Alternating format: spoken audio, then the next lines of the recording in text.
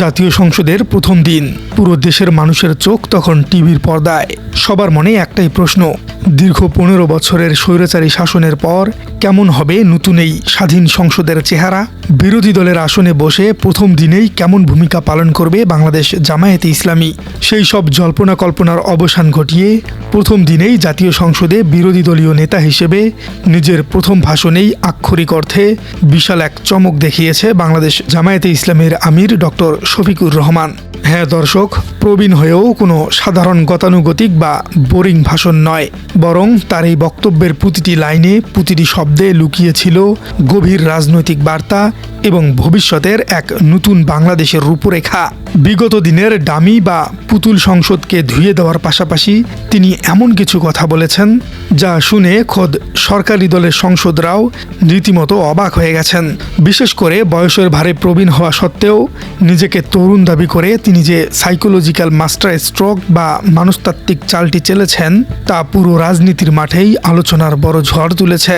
Doctor Shafiqur Rahman তার বক্তব্য শুরু করেন একটি অত্যন্ত আবেগময় এবং ঐতিহাসিক প্রেক্ষাপট দিয়ে। সাধারণত রাজনীতিবিদরা সংসদে দাঁড়িয়ে শুধু নিজের দলের কথা বা সাম্প্রতিক সময়ের কথাই বলেন, কিন্তু বিরোধী দলীয় নেতা হিসেবে তিনি যে বিশাল রাজনৈতিক প্রজ্ঞার পরিচয় দিয়েছেন তা সত্যি অবাক করার মতো। তিনি শুধু 2024 সালের জুলাই বিপ্লবের কথা স্মরণ করেননি, বরং পুরো বাংলাদেশের জন্মের ইতিহাসকে এক সুতোয় গেঁথে ফেলেছেন। বক্তব্যের শুরুতেই তিনি গভীর শ্রদ্ধার সাথে স্মরণ করেছেন 1947 সালের দেশভাগ, 1971 সালের মহান মুক্তিযুদ্ধ, 1990 সালের স্বৈরাচার বিরোধী আন্দোলন এবং 2013 সালের শাপলা চত্বরের সেই ট্র্যাজিক ঘটনাকেও। এর পাশাপাশি গত 15.5 বছরে ফ্যাসিস্ট আমলে যারা নির্যাতিত হয়েছেন, জীবন দিয়েছেন, আয়নাঘরের মতো ভয়ঙ্কর জায়গায় বন্দী থেকেছেন, তাদের সবার কথা তিনি অত্যন্ত দরদ কণ্ঠে সংসদে তুলে ধরেছেন। রাজনীতিতে এটিকে বলা হয় ঐতিহাসিক দায়বদ্ধতা। শাপলা চত্বর থেকে শুরু করে আয়নাঘরের বন্দী সবাইকেই এক নতুন সংসদের উদ্ভাবনী দিয়ে স্মরণ করে তিনি প্রমাণ করে দিয়েছেন যে বাংলাদেশ জামায়াতে ইসলামী একটি নির্দিষ্ট দলের রাজনীতি করছে না, বরং তারা পুরো দেশের নির্যাতিত মানুষের কণ্ঠস্বর হয়ে সংসদে কথা বলতে এসেছে। ইতিহাস স্মরণ করার পরেই তিনি চলে আসেন সবচেয়ে কড়া এবং ঝাঁঝালো আক্রমণে। বিগত 15 বছর ধরে এই জাতীয় সংসদ ভবনকে কিভাবে একটি নাট্যশালা বা পুতুল নাচের মঞ্চে পরিণত করা হয়েছিল তা তিনি এক লাইনে পরিষ্কার করে দিয়েছেন। তিনি অত্যন্ত সাহসের সাথে বলেছেন, বাংলাদেশের স্বাধীনতার 55 বছর আমরা অতিক্রম করেছি। এই দেশের সংসদ এবং সংসদীয় রাজনীতি বিগত 15 বছরে সত্যিকার অর্থে খুব কম সময়েই কার্যকর ছিল। বেশিরভাগ সময় ফ্যাসিজমের কবলে সংসদ ছিল অনেকটা ডামি এবং অকার্যকর। এই কথাটি সাধারণ মানুষের মনে একদম ভেতরের কথা। আগের সংসদগুলো কোনো বিরোধী দল ছিল না, কোনো তর্ক বিতর্ক ছিল না। সরকার যা চাইতো কোনো প্রকার আলোচনা ছাড়াই তা টেবিল চাপড়ে পাশ করে নেওয়া হতো। সেই পুতুল বা ডামি সংসদের দিন চিরতরে যে শেষ হয়ে গেছে এবং এবার যে সংসদে ফ্যাসিজমের কোনো জায়গা হবে না, প্রথম দিনেই বিরোধী দলীয় নেতা এই হুঙ্কার দিয়ে সবকিছু নিশ্চিত করে দিয়েছেন। তিনি বুঝিয়ে দিয়েছেন যে অতীতের মতো এই সংসদকে আর কখনোই সরকারের রাবার স্ট্যাম্প হিসেবে ব্যবহার করতে দেওয়া হবে না। এর পরের চমকটি ছিল আরও বেশি কৌশলগত এবং বুদ্ধিদীপ্ত। নতুন স্পিকার মেজর অবসরপ্রাপ্ত হাফিজ উদ্দিন আহমেদ এবং ডেপুটি স্পিকার ব্যারিস্টার কয়সার কামালকে অভিনন্দন জানানোর পাশাপাশি তিনি অত্যন্ত বিনয়ের সাথে কিন্তু কড়া ভাষায় একটি সত্য মনে করিয়ে দিয়েছেন।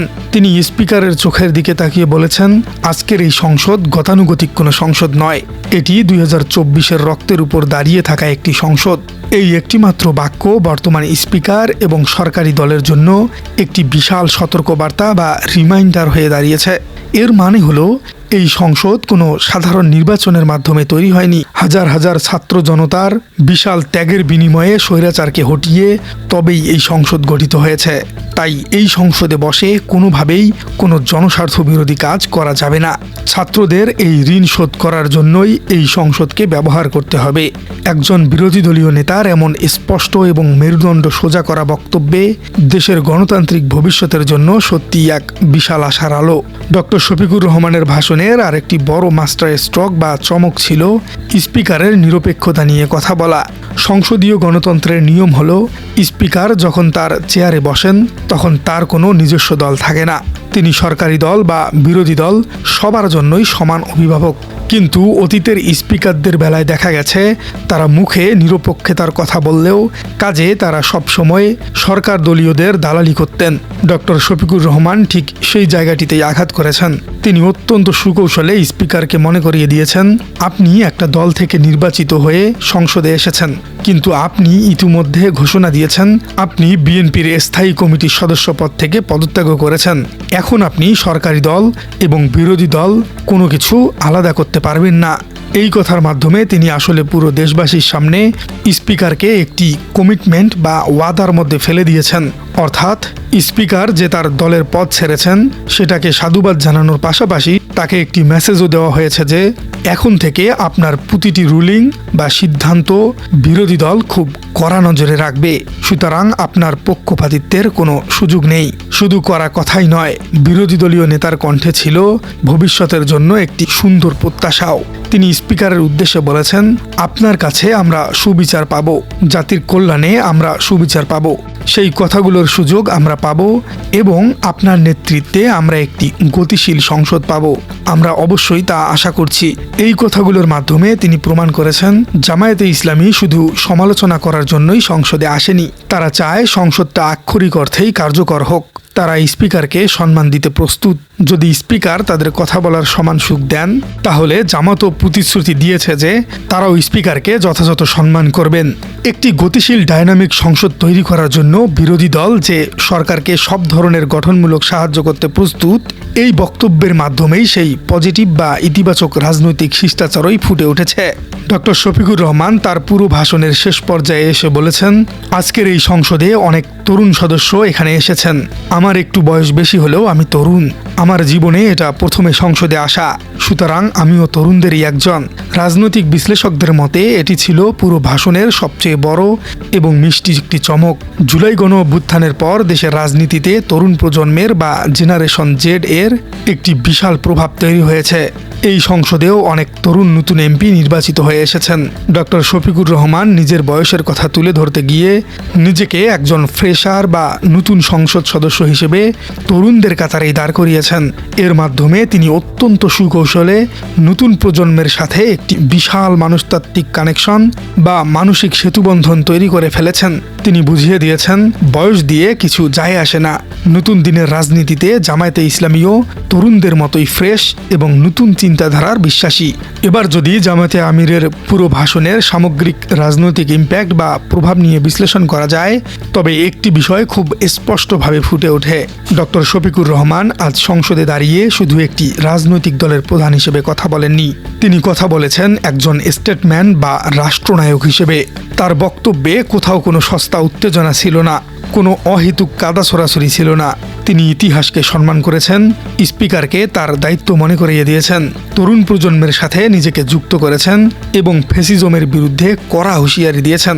বিরোধী দলীয় নেতার চেয়ারে বসে প্রথম দিনেই এমন একটি পরিপক্ক, মার্জিত এবং ধারালো বক্তব্য প্রমাণ করেছে যে জামায়াতে ইসলামী এবার সংসদে অত্যন্ত হোমওয়ার্ক বা প্রস্তুতি নিয়ে এসেছে। তারা কোনো সুযোগ সন্ধানী রাজনীতি করছে না, বরং মেধা এবং যুক্তির জোরে সরকারের প্রতিটি কাজের জবাবদিহিতা নিশ্চিত করছে তারা।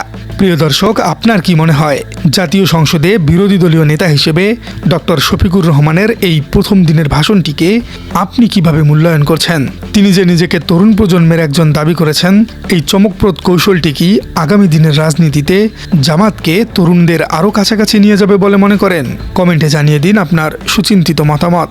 আর আপনার রাজনীতি চ্যানেলে নতুন হয়ে থাকলে চ্যানেলটি সাবস্ক্রাইব করার অনুরোধ থাকলো। দেখা হচ্ছে পরবর্তী কোনো ভিডিওতে।